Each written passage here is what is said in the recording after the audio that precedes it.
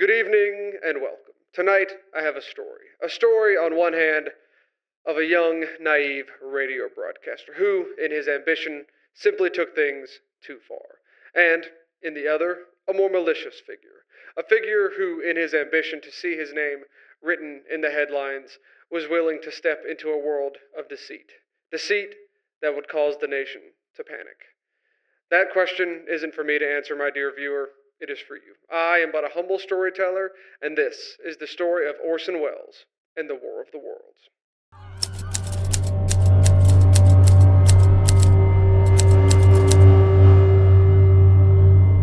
It's the evening of October 30th, 1938. You gather in the living room after dinner. The radio crackles to life, and the first thing you hear is... Ladies and gentlemen, am I on? Ladies and gentlemen, here I am, back of a stone wall that adjoins Mr. Wilmer's garden. From here, I get a sweep of the whole scene. I'll give you every detail as long as I can talk and as long as I can see. More state police have arrived. They're drawing up a cordon in front of the pit. About 30 of them. No need to push the crowd back now. They're willing to keep their distance. The captain is conferring with someone. Can't quite see who. Ah, yes, I believe it's Professor Pearson. Yes, it is. Now they've parted, and the professor moves around one side, studying the object while the captain and two policemen advance with something in their hands. I can see it now. It's a white handkerchief tied to a pole. Flag of truce. Those creatures know what that means, what anything means. Wait a minute, something's happening. A humped shape is rising out of the pit. I can make out a small beam of light against a mirror. What's that? There's a jet of flame springing from the mirror and it leaps right at the advancing men. It strikes them head on. Oh, Lord, they're turning into flames. Now the whole field's caught up by the woods, the fires. There's gas spreading everywhere. It's coming this way now, about 20 yards to my right. After the transmission is lost, we are treated to Orson Welles, who informs us that they have experienced technical difficulties and lost all contact with the team on the ground. He treats you to a short piano interlude that's very quickly interrupted by a breaking news alert. 40 are dead, 6 of them being state troopers, and all of the bodies have been burned beyond all recognition. Okay, all right, back to normal. It sounds a bit wild, but this was actually the reality for some families in the late 1930s. They didn't realize that this was a series being put on by Orson Welles, who called it the Mercury Theater on Air. This would be a series put on by Welles through his radio show, and it would be the telling of multiple influential stories of literature in different formats. He stated that he wanted to do a sci-fi or horror story, and that it should be War of the Worlds broadcast as if it was actually happening in the United States. Naturally, he would have to have some kind of prelude or monologue beforehand stating that this wasn't actually happening due to the mass panic that it would cause, and that this was all just for the radio entertainment, and it was a show that he and multiple others were performing live. Though, as legend goes, some of the people missed that part of the broadcast and tuned into the radio halfway through or at key moments and thought they were being invaded by Martians. Just for those who don't know, War of the Worlds is a book written by H.G. Wells that takes place in 19th century England and depicts a Martian invasion of Earth. And no, not like that terrible Amazon movie with Ice Cube. Need more protein. We're just not going to reference that one. If you want to watch a War of the Worlds movie, just watch the one with Tom Cruise. At least it's kind of watchable. Taking place in 19th century England, and this radio broadcast being played in the 20th century of the United States, Wells, along with his producer John Houseman, a playwright Howard Koch, and his secretary Anna Froelich would come together to write the story as if it was taking place right there in the United States. This production would actually be performed live on the radio, Orson Welles being the narrator. They would bring in a multitude of cast members to narrate different parts of the book or the story that they've written. They would have live audio sound effects and live music, so on and so forth. It's actually a really impressive production. If you ever get to go see the behind-the-scenes photos, I would highly recommend it if the story interests you in any way. There is actually a version of this on YouTube still. You can go just on YouTube and look up Orson Welles War of the Worlds radio broadcast, and a lot of people have posted it in a fairly high quality of audio. It's pretty good. It's really enjoyable to listen to. I've listened to it once or twice doing some research for this video, and it still holds up pretty good. It'd be pretty terrifying if I hopped in the truck and that was on the radio. Speaking of, just real quickly, this is a radio. You turn the knob or push the buttons to a certain frequency, and then voices come through it telling you about politics or news or entertainment or the president's been shot. Jesus Christ. Who knows? Whatever is relevant that day. This is where you get your news source from. And it's much better than the iPhone because there's no TikTok on it. Now, I say that as a bit of a joke, but in all sincerity, at this point in time in the United States, there wasn't even television really. A television was a luxury item that you maybe saw in one or two houses, and maybe a town had one or two of them in important buildings. This was your entire source of news other than the early morning newspaper or making talk at work or having drinks with friends in the evening. Like there was no other way to verify what was happening in the world around you other than something like this. I say that to really emphasize the point that if you turn on the CBS News radio and the first thing that you hear is that you're being invaded by Martians, you tended to believe it. It's at this point I want to emphasize that I'm aware that a lot of the hysteria and stories surrounding the radio broadcast are a bit hyperbolic, if you want to put it that way, but I'm not going to sit here and nitpick and poke holes in all of these people's stories because it's entertainment at the end of the day. We're here to entertain. I'm here to entertain you, and you're here to be entertained.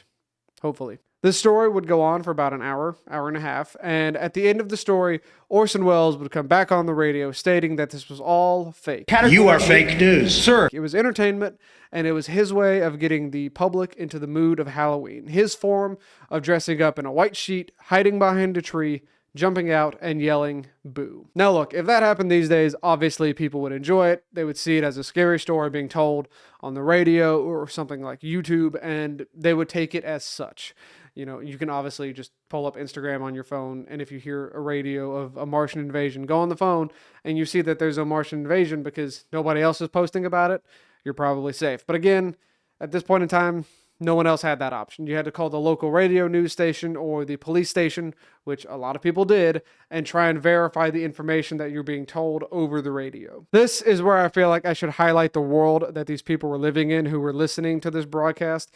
In 1938, the world wasn't exactly sunshine and rainbows. The First World War is not a distant memory. You're coming off the tail end of the Great Depression. Nazi aggression is rising in Europe.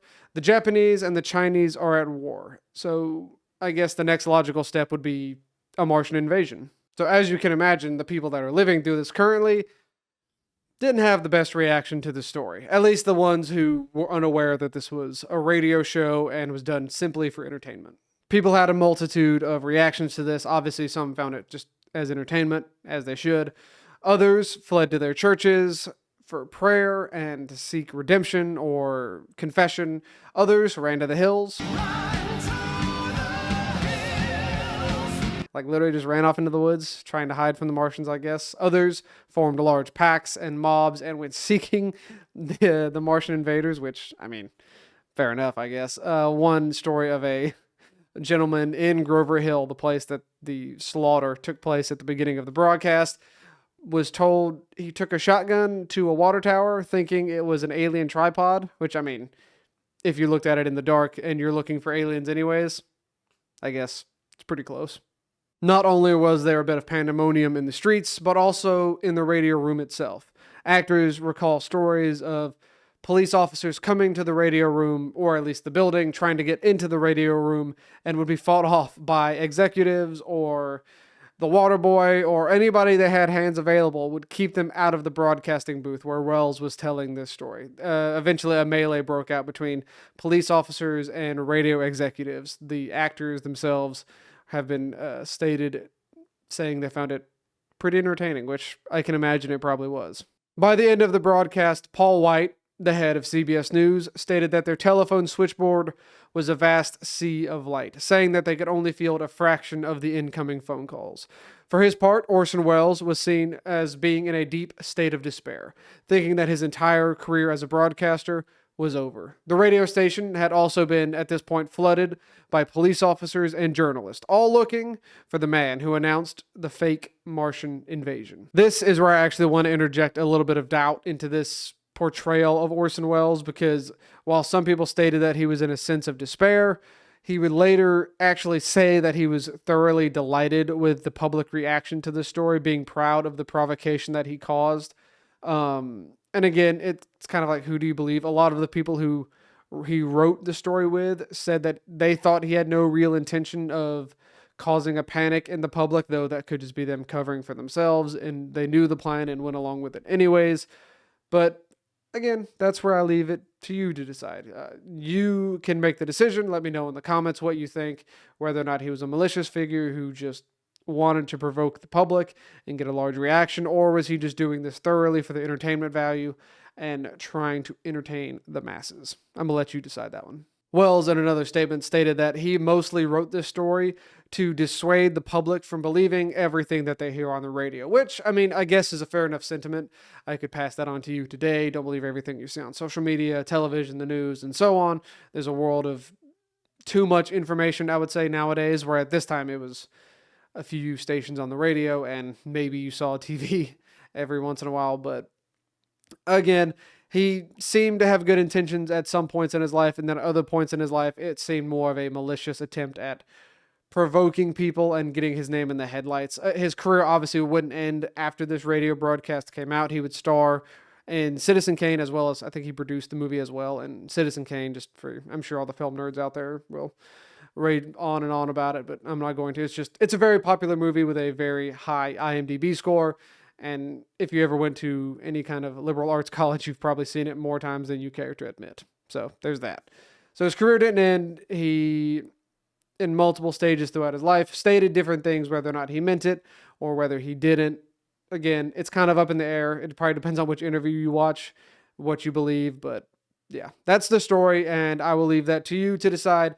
I appreciate you watching. Actually, before I end, I do want to tell you one other really weird story that I hadn't heard up to this point, and it is a story of real mass hysteria that took place in Ecuador 10 years after the War of the Worlds. This is a story taking place in Ecuador in 1949, 10 years after the Orson Welles production came out. Another radio production crew in Ecuador would take on the same role and do the same thing, writing their own radio story and broadcasting it to the public as if it was really happening. Now, while the reaction to the United States version of this, depending on who you ask, was fairly tempered, nobody died, there wasn't any, you'll see.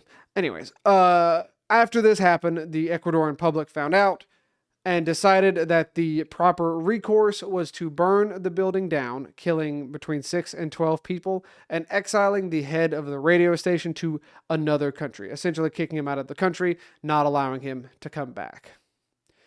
So yeah, a less tempered response, probably maybe reasonable, depending on who you ask. Probably not what I would do, but yeah, there you go. Anyways, I think that's all I have for you. I appreciate you listening.